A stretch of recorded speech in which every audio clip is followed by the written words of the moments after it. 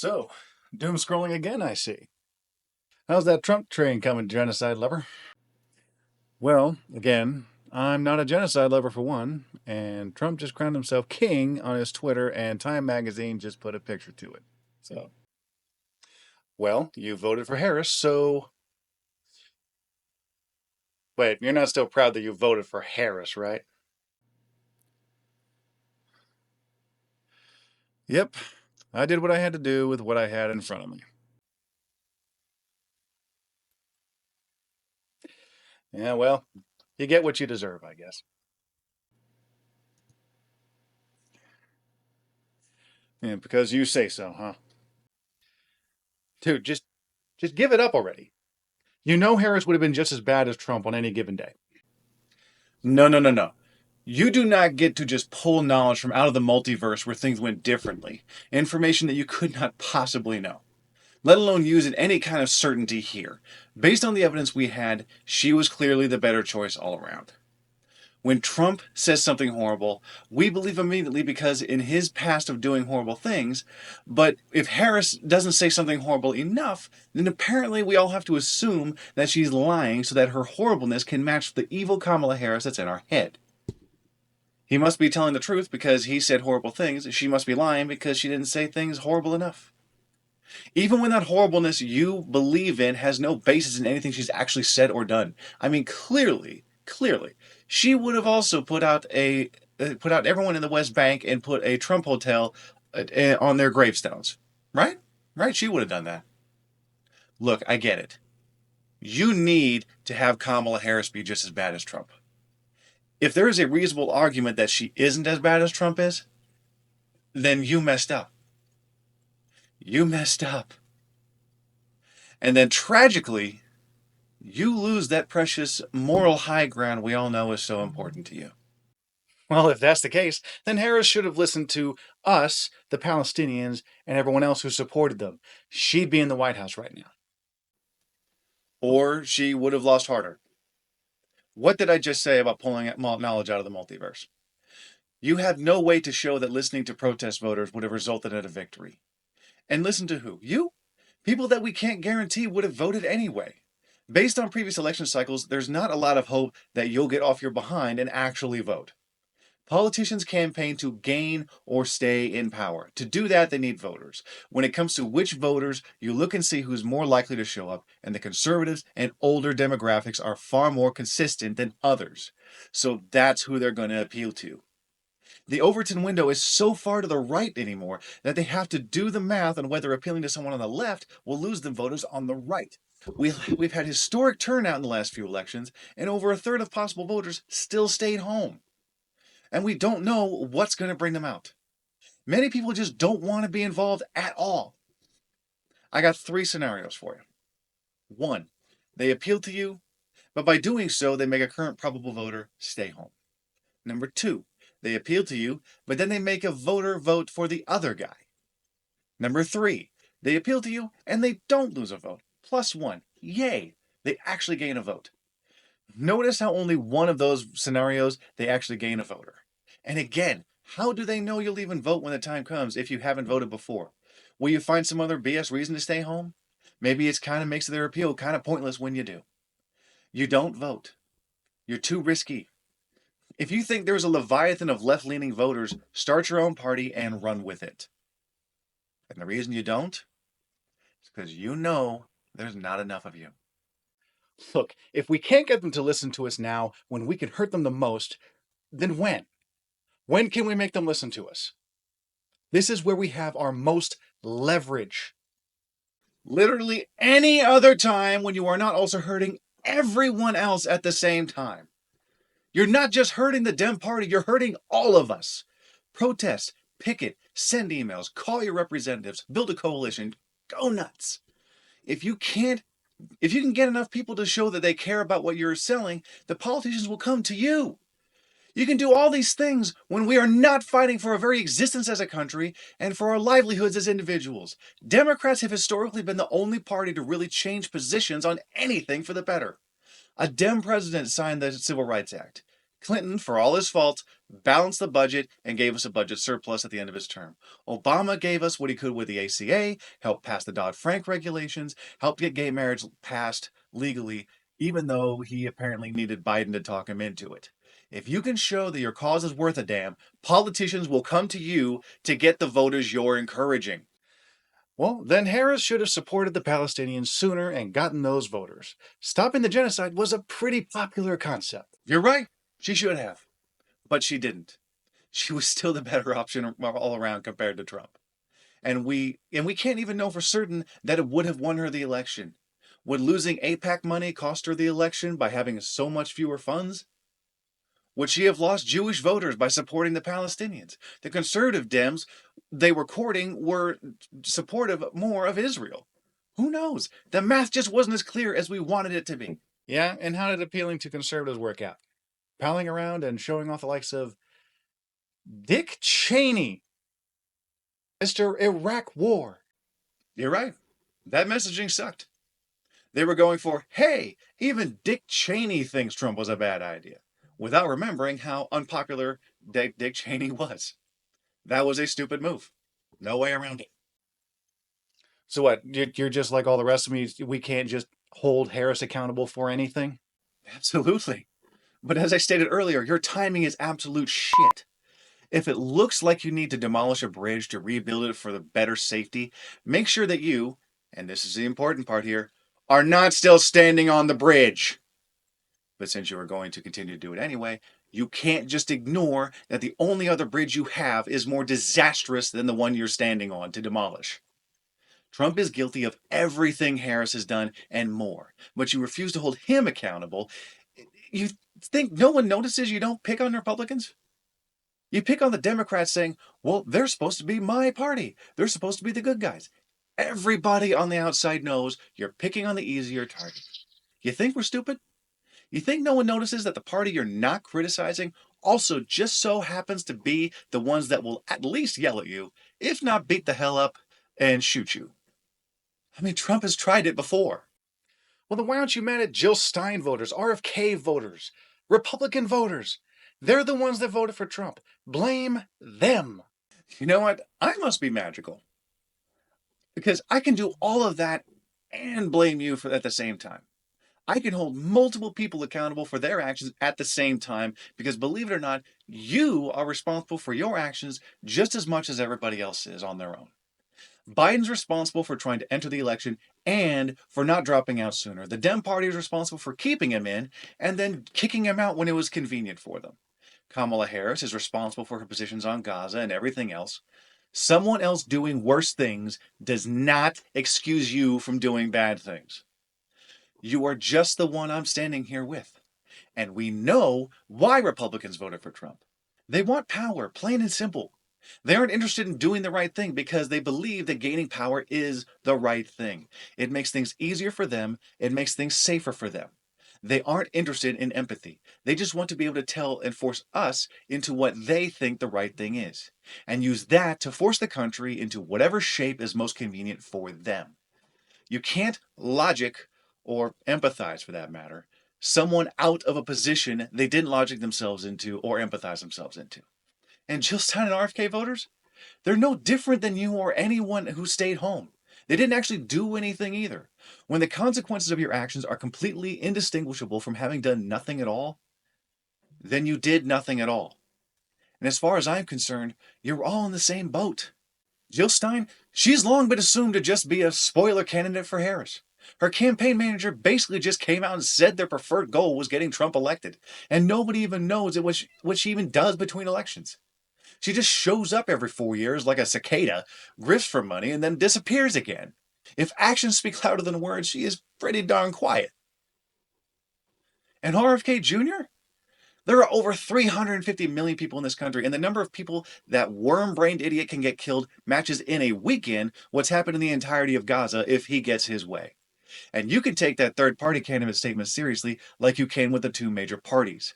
A third-party candidate has not won a major election in the 248 years of this country's existence. There is little to no possibility that whatever promise they make, they'll ever actually have to deliver on. They can say literally anything. I put a lot of you into Stein because you claim to be intelligent. You claim to be good. You want to make the world a better place, but who should know better, knowingly and willingly allows things to get worse. Making the world a better place. Like when Harris kept prisoners past their due date to force them to work on the California wildfires as firemen.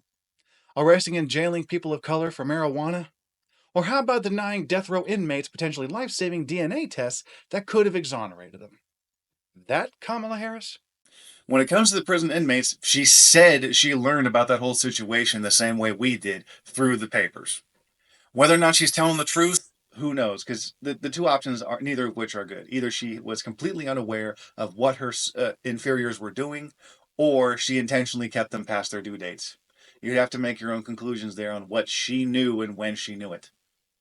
And the marijuana arrests, there were roughly 1,956 marijuana convictions between 2004 and 2010 while she was in that office. Only 45 were actually jailed, and we don't know the ethnic or racial identity of any of them. And none of them were jailed for just marijuana possession. The belief that she did this is based on the stereotypes about cops and black people allegedly being criminal pot smokers. That's why it was brought up so close to the election. Republicans knew people would believe it offhand without questioning enough to make a difference before November. As far as the death row guy, his name is Kevin Cooper. He was denied a DNA test because he and his lawyers drew out the legal proceedings for decades at that point, which was especially annoying as the evidence against him was pretty comprehensive. The court saw it as him wasting their time. And by the way, you know why you don't hear much about him anymore? He did get that DNA test. And shockingly enough, it did not exonerate him. It actually made it worse for him. We have a thing in this country about corrupt governments and innocents being accidentally punished, both of which are real and incredible problems.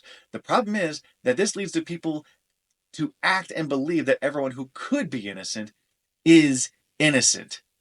And yeah, I chose the possible liar above Donald Trump.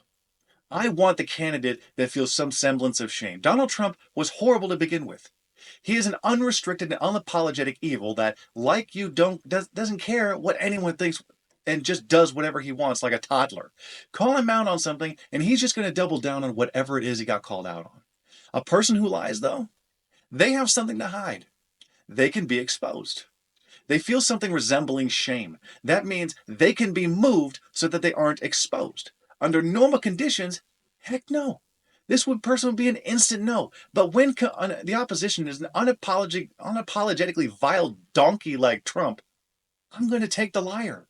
But there still should have been a primary at least. We should have gotten the chance to choose the representative we wanted to go against Trump. Sure, they could have. There really wasn't much time in the 100 days she had, though. Republicans wanted it so that Dems could attack each other and weaken each other politically. States had deadlines for candidates to be confirmed and registered to be on the ballot for presidency. Not to mention it would have taken a hell of a lot of money and effort to mobilize in such a short time. Also, Biden's campaign money could only have been shifted to her based on campaign laws and rules. Everyone else would have to have started from scratch, and all of that plays in the Republican hands. And speaking of starting from scratch, many of the doubts about Harris were due to the country not getting to know her enough in that 100 days, which means that the problem would have been even worse with someone who'd only get like 50 to 60 days. There is no way to know what would have happened had they gone through with the primaries. Odds are, though, it could have easily made everything worse. Dude, just whatever. A single vote like mine isn't going to matter. And if every one of the millions who believe that BS had voted, we may not even be in this mess in the first place. We were raised to believe the conspiracy that our vote didn't actually matter or get counted, but the actual conspiracy was that our votes do count and matter. Hence, why Republicans try so hard to keep us from doing it all the time. I'm sorry that I demand more from Democrats than clearly you do. And you should. But you should also be smart enough and aware enough to recognize when you are hindering your own efforts. Voting someone into office actively against you tends to hurt a lot worse than someone who is at best neutral. Once again, you are unjustifiably ignoring the existence of the other guy to make your point of how horrible is the one you have. Gee, it's almost like people want to vote for representatives who don't just represent their beliefs, but want to give them something to vote for. not just against. As well they should. But they should also be able to see how damaging it can be to only vote for someone who is nearly identical to themselves and completely ignore that one of these two doinks was closer to your goals than the other. Voting for Harris was likely kicking the can down the road, at least. With Trump, you chose to have that can shoved up your ass. It should be stupidly obvious that someone who is neutral in their views is better than someone who is actively working against them. Voting implies consent. I don't consent to my voice being put behind genocide. Not really. Voting implies that you prefer one over the other. Anyone with half a brain knows you don't have to agree with everything someone says or does to have them represent you in government. We had two options. Since neither of them were you, they probably won't be everything you want or agree with. And we're not talking about consent. We're talking about responsibility. Yeah, you are responsible for your vote, and you are responsible for the aftermath of it as well. You consented through your actions to this aftermath. And the world has shown that there are very different states of being ruled.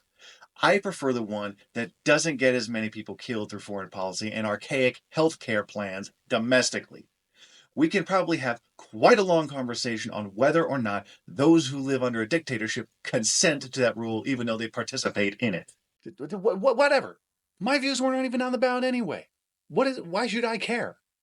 Yeah, but a hell of a lot of other things were. You cannot just go through only dealing with the problems you want rather than the problems you have. Sure, neither Harris nor Trump represented you, but the consequences of your actions don't just disappear because you don't like your options. But the system is broken. It is irreparable. Why? Why should I care? Yep. And it sure is not getting fixed now. We had what we had, and instead of dealing with it, doing the right thing, and making the hard choice, you ran away. You're not entitled to my vote. Do you not understand that? You're right. I'm not. But that is just a BS cop-out. I am not entitled to your vote, but you are also not entitled to deny responsibility for your consequences of your actions. You act like you're above the system, but we are all in the system with you, and we are still affected by what happens in that system. And that system will change over time, one way or another. And we are the ones who affect it, for better or worse. Whatever. My day-to-day life isn't even going to change that much anyway. Yeah, maybe. Cut your hair and trim up your beard, and nobody would probably be able to peg you as not being a conservative. You're probably safe no matter what. But the trans community? No. And when and if they fall, the LGBT community is going to follow. And after them, who's next? They already got rid of any DEI initiatives and affirmative actions, so most minority communities will be affected. The poor will be affected. Anyone that could have received new medicines and such from government initiatives such as the NIH will be affected. The people in other countries, they're affected. The people in HIV/AIDS affected areas aren't going to be able to get their medicine anymore, so they're going to die a slow, painful death. Greenland, Panama, Denmark, Canada, Mexico, they're definitely feeling it. And you? Actually, it probably will affect you. A decreased access to education for everyone, Project 2025 initiatives, remembering how conservatives have handled the economy the last dozen times they were in office? Yeah, it's going to come effective you're selfish behind. You're just some kind of privileged position to be able to deny it for now. But we're in a deep red state, and we're blue. Our votes aren't going to count much. And by doing so, you allowed someone else to take advantage and take your voice from you. Donald Trump got the popular vote for however small a margin that was, and is now calling it a mandate to let him do whatever he wants. Believing you don't have an effect on the outcome doesn't mean you don't have an effect. It's better to play safe than sorry. But the Electoral College makes our vote not matter. Number one, see previous answer. Number two, the only party that has even considered eliminating the Electoral College system are Democrats. Taking them out of power, again, just like every other one of your goals, pushes that farther away. Dude, why should we take part in a corrupt system? I could swear I've answered this already. Because the rest of us are in here with you. Good people, innocent people. It's not just about you. The system isn't just a corrupt system. It's a system that everyone in this country has to live with. And our lives are greatly affected by the degree of corruption it has. And it is very arguable that the lack of participation of the masses in the system is what helped it be corrupt in the first place. The system will not be fixed until we get up off our asses and fix it. Doing nothing fixes nothing. Just saying it's corrupt and walking away completely ignores that it can very much get worse. And sitting around letting Trump do and Musk do whatever the hell they want sure as hell isn't making the system less corrupt. Buddy, this whole conversation probably doesn't even matter. Elon Musk probably stole the election anyway. Look, can we say for certain that the election wasn't stolen? No. Can we say for sure that it was? If I set you in a court of law and force you to show all the evidence you have, what would the objective court come to as a result? If you think that the objective court would rule in your favor, then do something about it. If the information is there and the reps do nothing about it, demand answers as to why. I almost get the embarrassment that feckless Dems in the power were going to feel by suddenly crying foul after years of denying conservatives that the 2020 election was stolen. Perhaps that was the plan all along. Get Dems to laugh off a stolen election so much that when the reps do it, Dems can't bring themselves to admit it out of sheer pride. But none of that stops you. If you think you have the evidence, do something with it. Don't sit here and complain about something you have no intention of doing anything about. You know what? Fine. Let it all burn down. Let it all just crumble, drown, whatever. When everything is ash, we can build it back up again from the ground up. Then we can make real change when that finally happens, when everyone has finally given up on what we have and are willing to build back something better.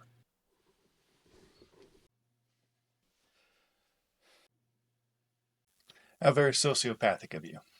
And just to hell with everyone that suffers in the meantime, right? You privileged clown. You know not everyone can just weather the storm, right? A lot of people are just living paycheck to paycheck in our capitalist system with minimal savings. When your starting proposition is, my idea for the best result is going to let you all suffer for an indeterminate amount of time, and it may not actually pan out because I can't actually guarantee the outcome I want. Gee, I can't imagine why people wouldn't want to listen to that.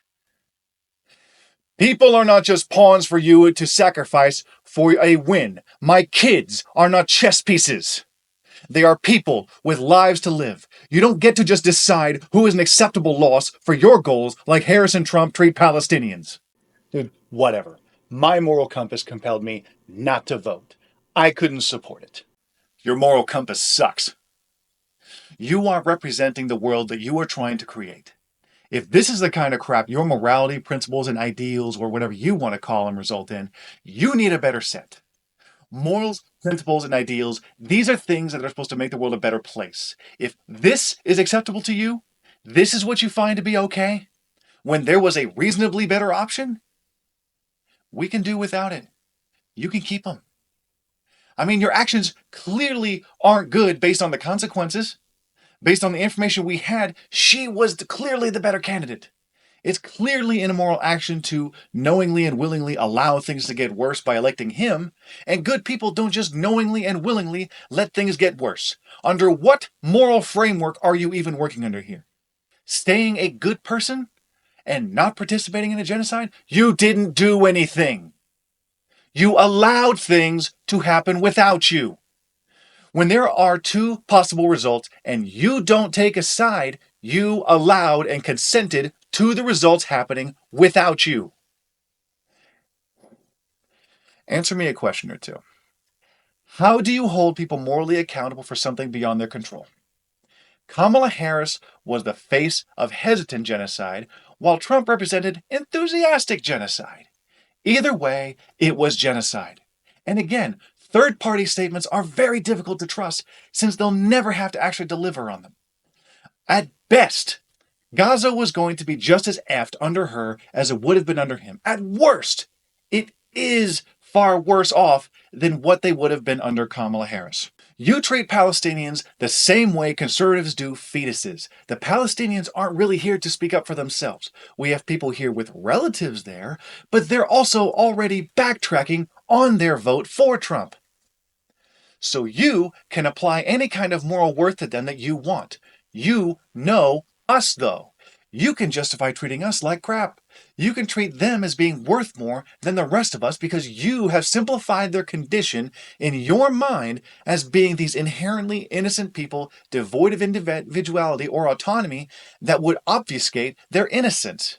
And to hell with the collateral damage. Us that gets in your way to save just them. And then patting yourself on the back. I have the right to vote for whoever I want in this country. You're right, you do. And I have the right to hit myself in the crotch with a 10-pound dumbbell. Doesn't make it a good idea. If saying you have the right to do something stupid is your best argument for it, you're not doing very well to justify it. None of that matters.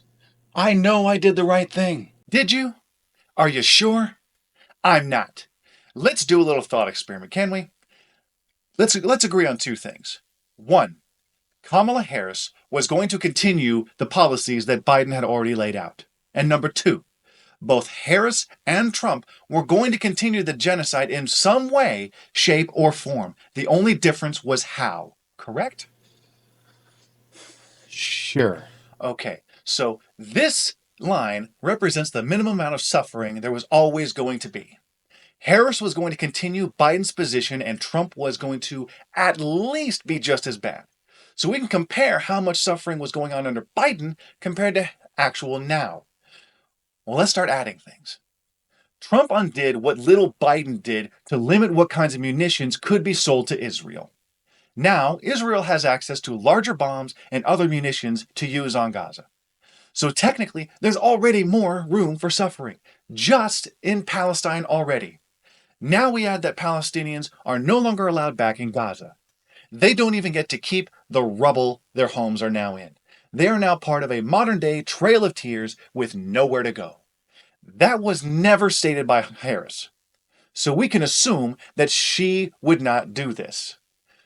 She only ever talked about a two-state solution. So you have to assume she's lying to make her do the same things in this scenario that Trump would do. So you're already at a loss. Now we add the heinous things Trump's done since January 20th. Removing almost all foreign aid, electing Hegseth to Department of Defense and RFK Jr. to Health and Human Services, among all the other goblins he's elected. Planes falling out of the sky, people the world over who are getting HIV/AIDS medication will now just die a slow, painful death. The removal of DEI initiatives, affirmative action, people losing their jobs left and right without notice, the loss of all the antitrust lawsuits Biden started it could have broken up companies like Amazon and Google. We've had more antitrust actions during his 4 years than an other president had in decades. Trump anointed himself king and focusing as much power in the executive branch as he can. We could go on all day, and nothing looks like it's going to get any better. And all of this was avoidable. We may not have known exactly what Trump would do, but we had a pretty good guess that he was an evil bastard, grabbing women's private parts whenever he wanted, cheating on every wife he ever had. Pretty much his entire first cabinet saying he's unworthy, his attacks on immigrants and DEI. We knew, and you let it happen. Just stood on the sidelines and watched and then called yourself a hero for it. You added immense amounts of suffering that didn't have to be there. Terrible things happen around good people, but they don't just stand there and let it happen. You couldn't save everyone, so now you condemn everyone. No one is safer. No one is better off. You helped this happen, and you have nothing to show for it. You're not a good person. You're a terrible person. If genocide wasn't a deal breaker to you to not vote Harris or Trump, who were both in favor of genocide, then you are not safe to be around for any minority. You've justified one genocide, you'll justify another. Genocide is a deal breaker, but I'm not the one in the position to make the deal. You're still completely ignoring that both options had genocide attached to them, not just one. Both. The choice of genocide or not was out of our hands. Your BS might have held weight if it was just one of them, but it was not. Both sides had some version of the genocide. As a result, was going to be one of them. The only thing we could control or influence, our only moral responsibility in this situation, was which one came to pass, her genocide or his genocide. We can only be held responsible for that which we can control or influence, and that was it. Don't agree? Well, as your actions helped result in Trump's victory, I get to say that you love HIV/AIDS babies then. When Trump and Musk took an axe to USAID, it cut funding to HIV/AIDS programs that were dedicated and designed to making sure babies born to HIV/AIDS positive infected parents didn't get the virus passed down to them through 3 controlled antiviral doses. Now, they don't have the money or resources to perform their duties. So now we have HIV/AIDS babies, usually 30% of which won't make it to their first birthday and die slow, horrible deaths. Thanks, at least in part, to you. Oh, but that's unfair to put on you? You couldn't have known that Trump would move fast and break things like this. It was out of your control. You can't be held responsible for what other people do. Oh, wait. Isn't it funny how nuance and moral complexity only get to enter the picture when you're the one getting grilled? The rest of us are just genocide lovers, while you get to have some kind of nuanced take that completely disregards what we have to say about our own positions. Dude, do you hear yourself? Her genocide or his genocide? There are no degrees of genocide! Unfortunately, I have to disagree. Nazis made Jews dig trenches and then shot the Jews into them. Biochemical weapons testing.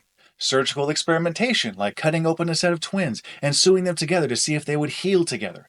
Killing with carbon monoxide by funneling car exhaust into cargo containers. Forced labor, mass hangings, packing undesirables into buildings and then setting them on fire. There are fates worse than death. Does this mean that Gazans should be grateful that their treatment wasn't as bad as that? Absolutely not. They are entitled to feel exactly as they feel right now. But that does not negate the fact that there is always worse, whether you want to accept it or not. There are still almost 2 million Palestinians left. Wiping them all out is worse. Since there is a worse outcome, there are degrees of genocide. We simply ignore that fact because simply saying genocide is easier for our minds to process. Aiding and abetting genocide should have been an uncrossable line. You're right, it should have been, but it wasn't for either candidate. So here we are. Harris was still better. Biden did at least a few things like limit the types of arsenals Israel could get their hands on from us. Fewer guns, smaller bombs. What does it matter if Trump or Bibi has bigger bombs? Gaza is already rubble. Really? Well, you see, there are about 1.9 million Palestinians left alive, and people who are alive usually want to stay living. And when someone shooting has fewer bullets and not quite as powerful of guns, that's fewer chances to kill people. And when it comes to bombs, smaller bombs are smaller, and bigger bombs are bigger. There's this thing called blast radius. It's basically the distance from the center of an explosion to its most outward effective hit possible. Smaller bombs have smaller blast radiuses, and bigger bombs have bigger blast radiuses. So, it's easier to survive a bomb that has a smaller blast radius because a bigger blast radius is harder to avoid. But I understand why someone safe and sound in a first world country that never has to worry about being blasted to Kingdom Come and doesn't actually care about Palestine wouldn't think about that. Wait. You're the one who literally voted for genocide, and I'm the one that doesn't care about Palestinians. I'm the one with the morals and integrity here. That's right. I don't believe for 1 second that you actually care about Palestine. People who care act like they care. For example, I care about my kids, so I do what I think is best for them. If I have 2 options and one is so much as 1% better for them, I take that option. Based on what each candidate said about Gaza and Palestine running up to the election, it is unreasonable to argue that the survivability of the Palestinian people was somehow higher under Trump in office. Sure, there's the ceasefire, but Trump has undone even the few limitations Biden had on Israel when it came to what arsenals Americans could sell them. And Trump has also said on this point that Gaza no longer even belongs to Palestinians. They don't even get to keep the rubble that was their home. If Harris really was going to continue Biden's policies, it is doubtful as hell that they would approve that annexation. Probably why Bibi didn't mention it until right after Trump won the election. And I feel confident in saying that Harris would not put up a resort and casino on top of the graves of those already killed like Trump says he wants. The Riviera of the Middle East. Ta-da! So, we can reasonably assume that the Palestinians had a better chance of survival and quality of life under Harris. But that didn't matter to you, did it? You saw your chance to hurt the Democratic Party, and you didn't want to think that you helped either side commit genocide, even though there was no way around it. You prioritized your war with the Democrats and your moral purity over them. As soon as you figured out you could cost Harris the election, the people of Gaza were collateral damage, acceptable losses to your act of punishment on the Democrats. That's how I know you don't actually care about them. You can talk out of your behind and pontificate all day, but your actions tell the truth, and you don't even have anything to show for it. If not, why did their clearly better chances of survival and occupation under Harris not matter to you as much as your war with the Dems? And punishing Dems? That's hilarious. Most of them are millionaires, rich. What punishment do you think you can lay on them that they can't weather? They can move out of the country whenever they want. They can switch sides and become conservatives. They can become lobbyists. You can't do anything to them except vote them out. You didn't punish them. You punished us. You punished the innocent and guilty alike. You punished your allies. You punished my kids who were just for being born here. You had good intentions at best. That's it. And as Palestine has found out, the road to their hell has been paved with it. Oh, so now you care about leftists and such being a part of the Democrat coalition. Does it matter now? You might as well be. We're at least neutral on your positions. The other side actively works against you. And there sure as hell isn't going to be any leftist candidate anytime soon. You've made sure of that. Any leftist like you who tries to run is going to get asked if they voted in this election in 2016. And you're either going to have to lie or tell them the truth. And if you tell them the truth, they're going to hold you partially responsible for the position we're in now, because it shows a very severe lack in judgment. And since nobody votes for a candidate in their 30s or even below 60 anymore, apparently there won't be a successful leftist candidate for at least a few decades. I'm just wondering why you don't have any principles on the matter at all. I do. Honesty, justice, doing what you can with what you have. I try to be optimistic, but I accept it when reality shows me what it is. I had two candidates, both pro-genocide. One wasn't as bad as the other, and that's the one that coincided more with my own beliefs. So that's what I did. You're not better than me. I don't care what you say. You voted for genocide. Morally and ethically? Yeah. I think I'm better than you. My argument is better, and as soon as you can tell me exactly how we, as a populace, could have realistically avoided one of these candidates being genocidal, I'll happily listen. As soon as you can tell me how you can hold us accountable for genocide we couldn't stop, I'll listen.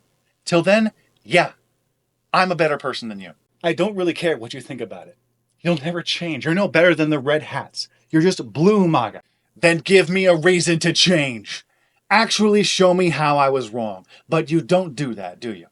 You just complain on Reddit, but never actually address the issue. You see a complex moral problem and then run away. Exactly how we got into this mess. You saw the moral complexity and responsibility of the election, and you ran away from it. Do you really think that's how this works? Do you really think you can just shame me into voting for your guy next time? Because I gotta tell you, it's not gonna. No. No. If keeping us out of another Trump presidency didn't do it, nothing I can do or say is going to get you to vote next time. This is for everyone else. This is for the few people that might actually watch this. If you could feel shame, you wouldn't have such a stupid position in the first place. I'm doing this to hold you accountable.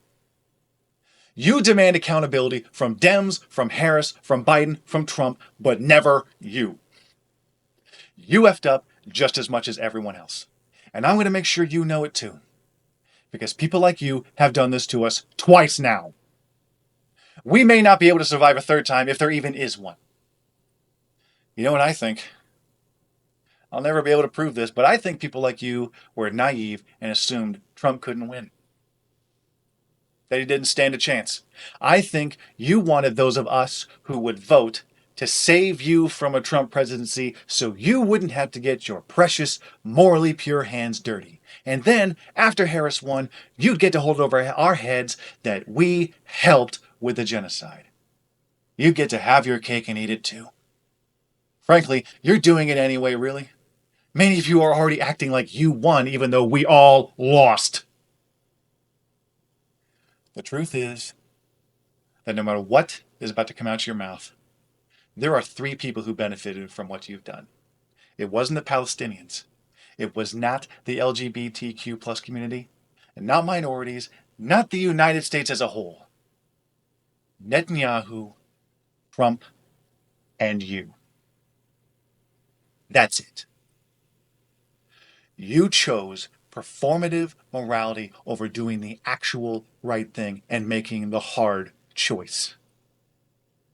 We are all in a much worse world, and you have nothing to show for it. You have nothing to show for what you've done. Congratulations. Maybe next time you'll see the rest of us having as much moral worth as the Palestinians, and maybe then you'll be willing to help everyone else out. You saw what was coming, and you stepped aside.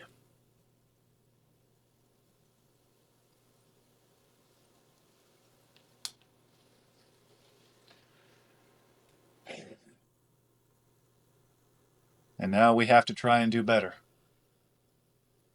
Our resources are short, our will's weaker, and yet we have to move forward anyway.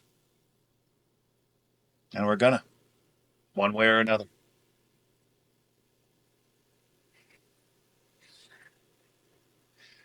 The Confederacy fell. The Klan fell. The Nazis fell. Trump and MAGA will fall.